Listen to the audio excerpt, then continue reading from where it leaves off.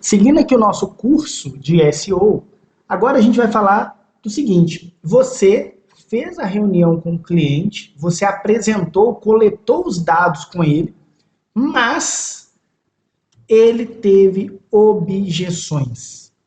Pois bem, você apresentou ali para ele uma proposta, lembrando que nós vamos ter uma aula aqui de apresentação de proposta, como que apresenta corretamente uma proposta, mas essa aula nós vamos falar objeções de SEO.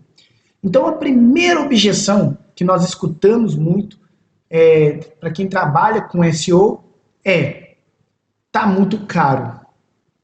O projeto está muito caro. A mensalidade está muito cara. Pois bem, vamos analisar a palavra está muito caro. Pois bem, quando a gente fala que está muito caro, significa, tradução literal da palavra, o cliente não viu valor. Se você entende a diferença de preço e valor, você vai conseguir se colocar num momento empático com o cliente, né? Por exemplo, uma pessoa tenta me vender um celular desse por 10 mil reais. 10 mil reais. Ela fala, poxa, Flávio, a câmera é de última geração, esse é um celular extremamente rápido, ele utiliza o último processador, enfim. Cara, pra você ter uma ideia, um celular desse no mercado, você vai pagar uns 15, 20 mil reais tranquilamente. Mas, cara, esse aqui é o celular da Xiaomi, ele é 10 mil reais. Cara, pra você ter uma ideia, você vai durar esse telefone aqui uns 7 anos. Pois bem, geralmente, esse tipo de comunicação não vende. Primeiro porque eu não vi valor nesse celular. Mas por que eu não vi valor? Porque as características apresentadas do produto ou do serviço estão em descompasso com as minhas necessidades reais. Olha só que bonito isso. Senti até um filósofo agora.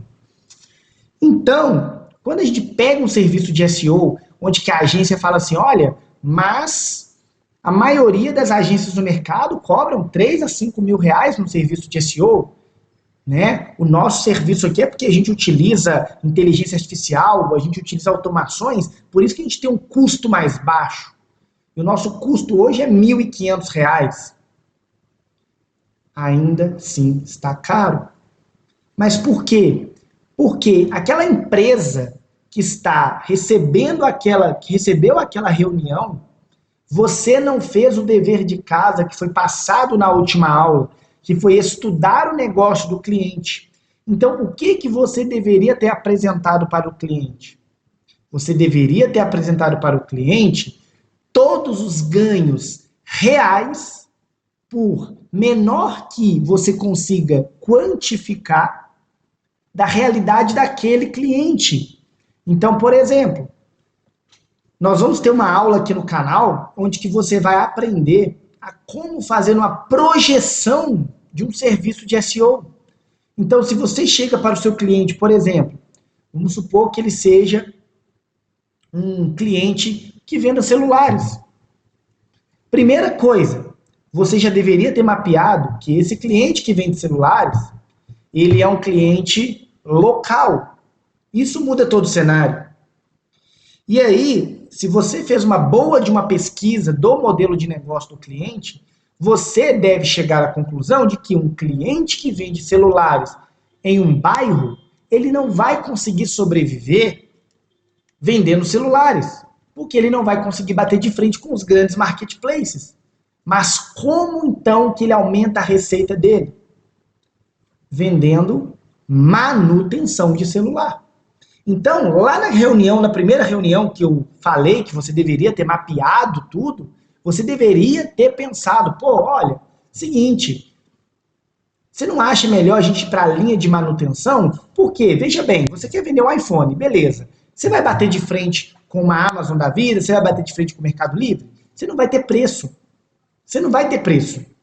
Então o Mercado Livre me cobra, sei lá, 10 mil reais no iPhone. Você está me cobrando 14. Não vai ter preço.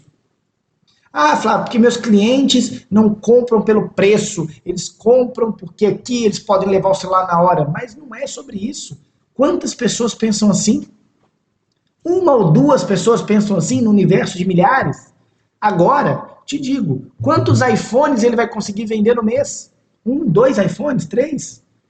Vai ter ali um lucro no mês ali de 4 mil reais, 5 mil reais, lucro líquido. Agora, pense comigo se esse cara desse manutenção de iPhone. Quem compra iPhone, se der algum problema no iPhone, esses caras pagam o valor.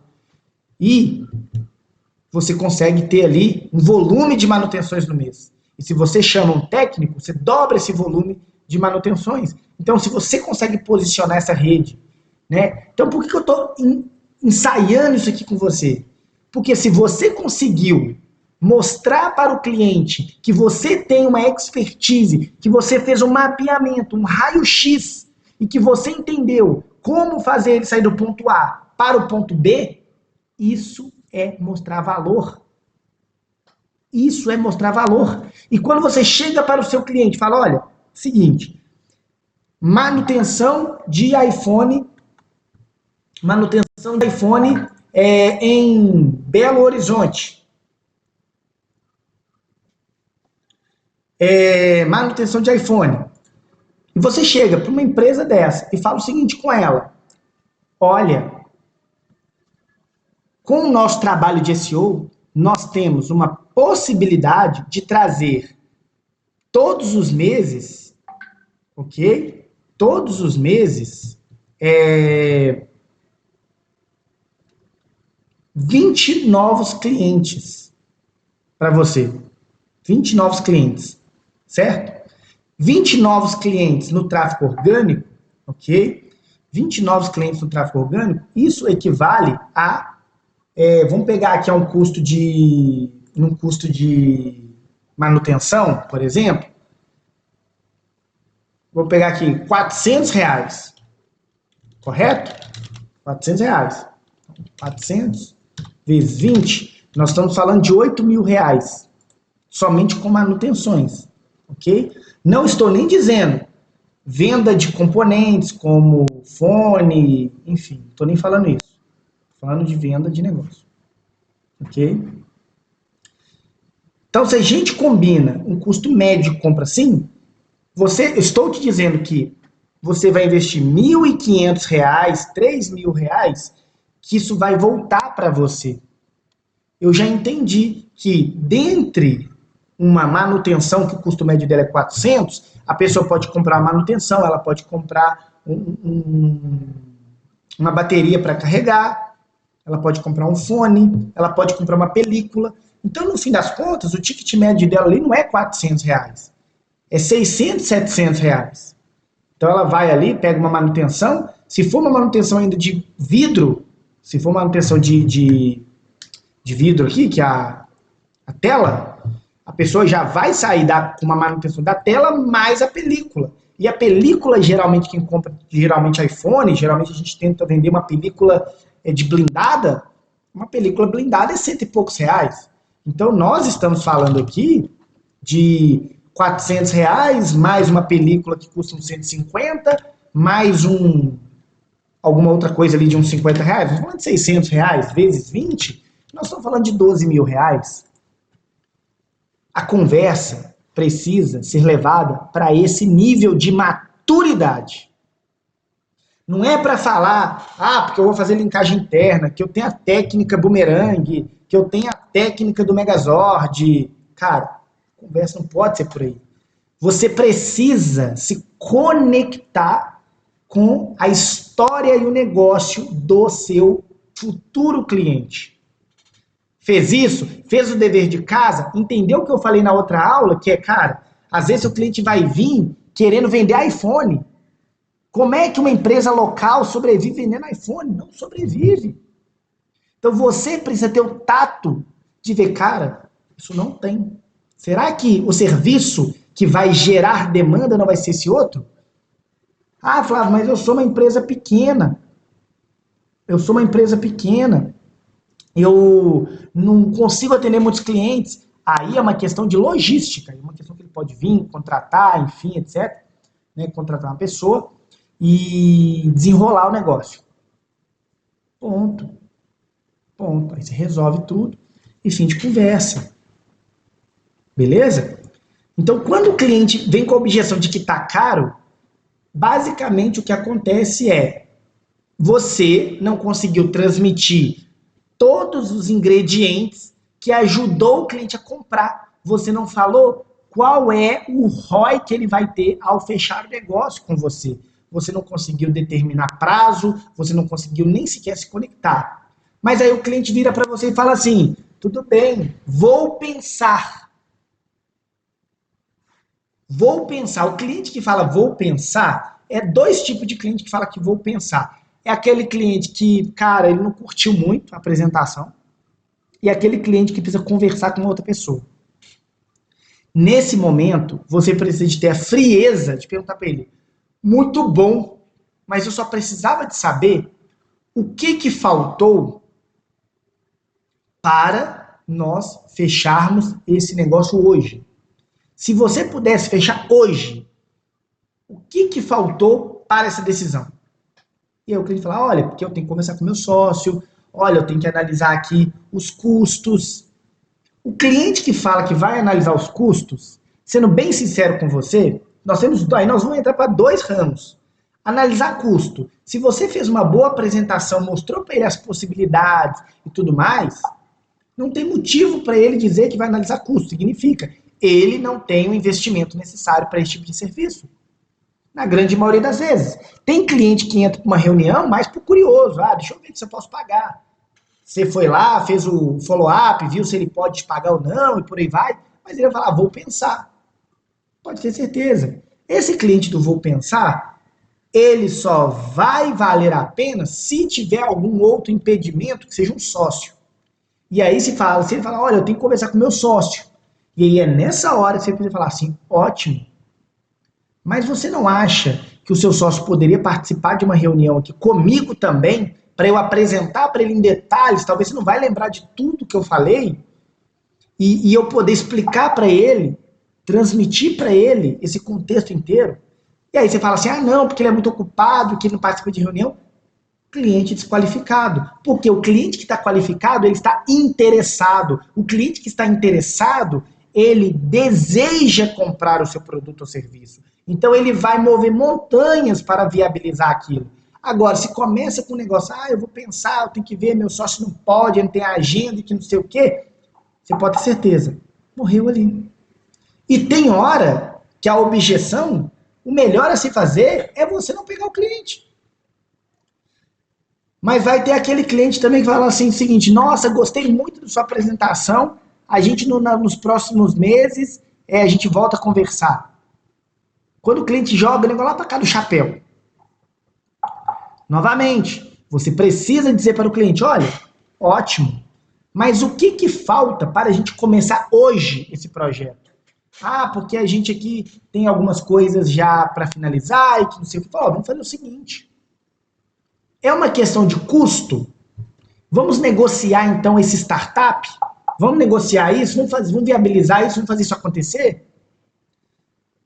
Ou seja, para toda objeção, o que eu quero dizer que no contexto geral, primeiro contexto geral de objeções: o cliente não entendeu nada do que foi apresentado.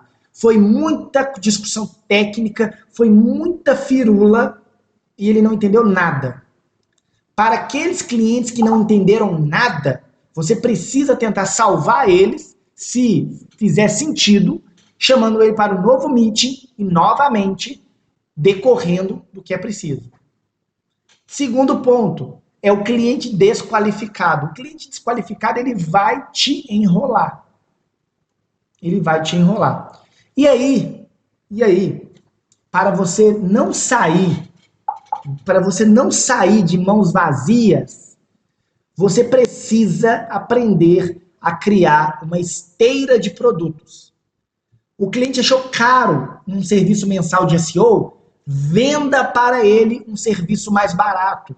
Olha, estou vendo aqui que o serviço de SEO está com preço que está um pouco além do que você pode pagar, mas que tal então você fechar então comigo uma correção técnica, um SEO técnico do seu projeto, pelo menos para a gente começar. Então você fecha comigo que o valor dessa correção técnica é R$900, é pagamento único, vou corrigir aqui os problemas técnicos do seu site e aí futuramente a gente volta a conversar sobre essa possível mensalidade.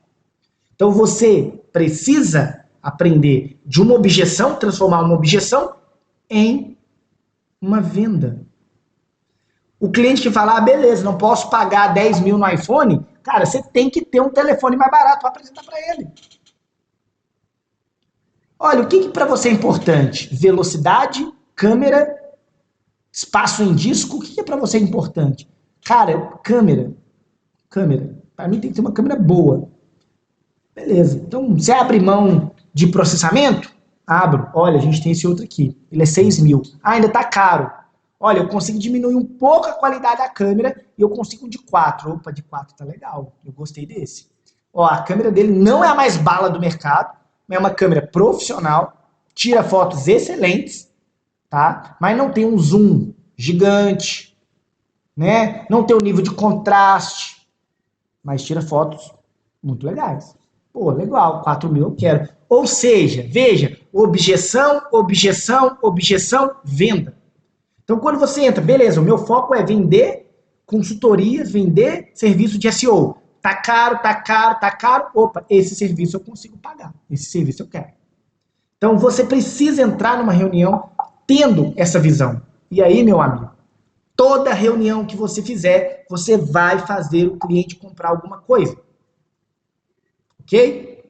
E nós vamos ter aulas aqui de vendas. Eu vou te ensinar a vender. Venda é treinável, você aprende a vender.